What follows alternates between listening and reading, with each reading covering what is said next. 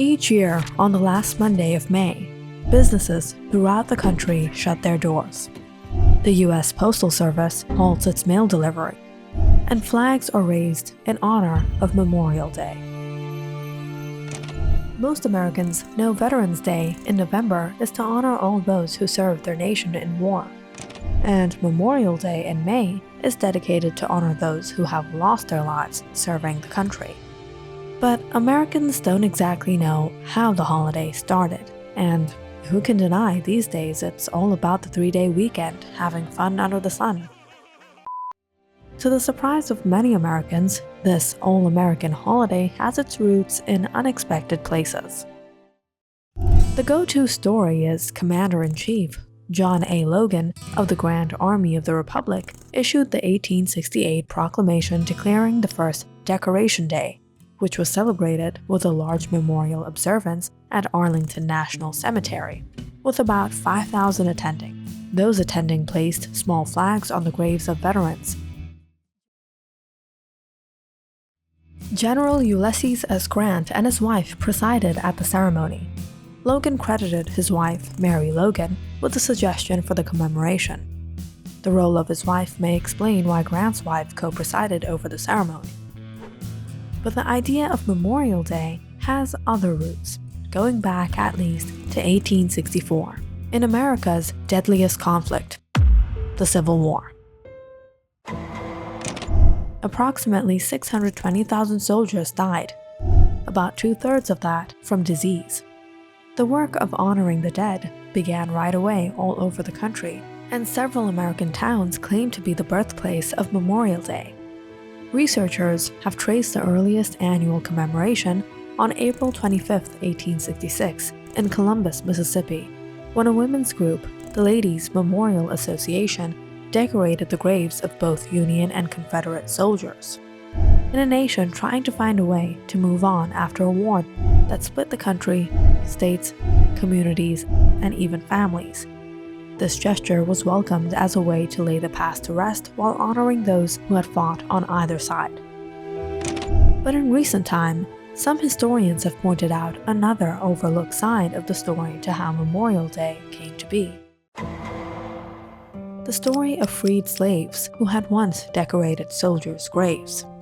According to Pulitzer Prize winner David Blight's 2001 book, Race and Reunion: The Civil War in American Memory, a commemoration organized by freed slaves and some white missionaries took place on May 1, 1865 in Charleston, South Carolina, at a former planters' racetrack where Confederates held captured Union soldiers during the last year of war. At least 257 prisoners died, many of disease, and were buried in a mass grave. So African American residents of Charleston decided to rebury them and give them a proper burial. In approximately 10 days leading up to the event, roughly 24 African American Charlestonians reorganized the graves into rows and built a 10-foot-tall white fence around them. An archway overhead spelled out Martyrs of the Race Course in black letters. About 10,000 people, mostly African American residents, participated in the May 1st tribute. Starting at 9 a.m., about 3,000 school children paraded around the racetrack, holding roses and singing the Union song John Brown's Body, and were followed by adults representing 8 societies for freed African American men and women. Pastors delivered sermons and led attendees in prayer. James Redpath, the white director of freedmen's education in the region, organized about 30 speeches by Union officers, missionaries, and African American ministers. Participants sang patriotic songs from the likes of America and We'll Rally Around the Flag and the Star-Spangled Banner, etc. In the afternoon, 3 white and African American Union regiments marched around the graves and staged a drill. Blight wrote in Race and Reunion, the tribute gave birth to an American tradition. The war was over and Memorial Day had been founded by African Americans in a ritual of remembrance and consecration. But while this ceremony can be called the first Memorial Day, it wasn't repeated and was soon nearly forgotten. The origin story that did stick involves the 1868 call from General John A. Logan. 3 years after Robert E. Lee surrendered to Ulysses S. Grant to end the Civil War. General Order No. 11 was issued by Commander-in-Chief John A. Logan of the Grand Army of the Republic, which was a group of former Union soldiers. The 1868 order designated May 30th as Memorial Day for the purpose of strewing flowers or otherwise decorating the graves of comrades who died in defense of their country during the late rebellion, and whose bodies now lie in almost every city, village, hamlet, churchyard in the land. Originally called Decoration Day, the first national commemoration of the holiday took place that same year, where former Union General and future U.S. President James Garfield gave a speech at Arlington National Cemetery. We do not know one promise these men made, one pledge they gave, one word they spoke, but we do know they summed up and perfected by one supreme act the highest virtues of men and citizens. On May 30th, 1870, General Logan gave an address in honor of the new commemorative holiday. In it, he said, "This Memorial Day, on which we decorate their graves with the tokens of love and affection, is no idle ceremony with us, to pass away an hour, but it brings back to our minds in all their vividness the fearful conflicts of that terrible war in which they fell as victims. Let us then all unite in the solemn feelings of the hour and tender with our flowers the warmest sympathies of our souls. Let us revive our patriotism and love of country by this act, and strengthen our loyalty by the example of the noble dead around us." So now we know Memorial Day began being recognized on a national level in 1868. But the idea wasn't original to General Logan either. The village of Waterloo, New York was designated as the official birthplace of Memorial Day by President Lyndon Johnson in 1966.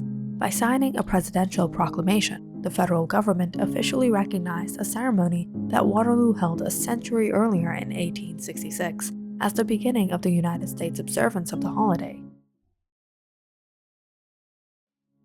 That year, the town's residents prepared wreaths, crosses, and bouquets for each veteran's graves, and walked from cemetery to honor those who died in the Civil War.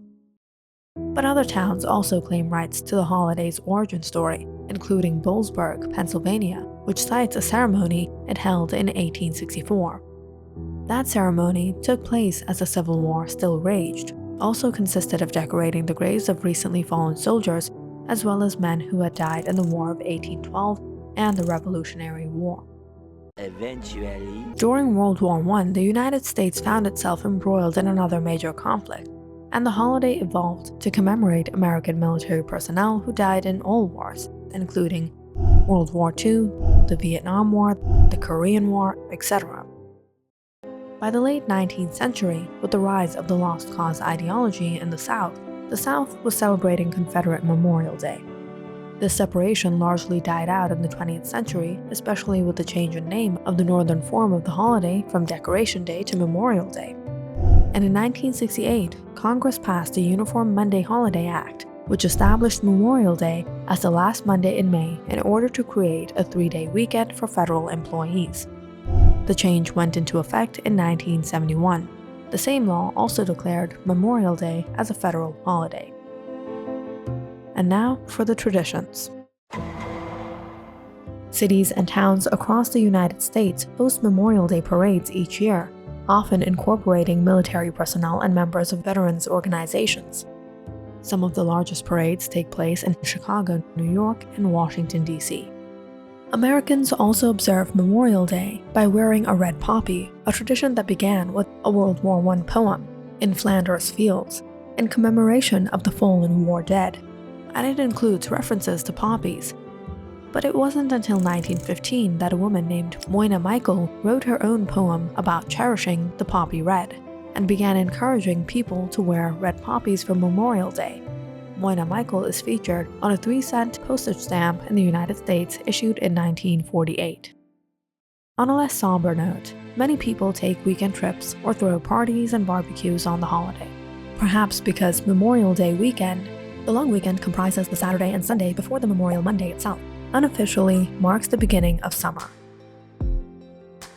If you liked our video, don't forget to subscribe and follow our channel for more videos like this one.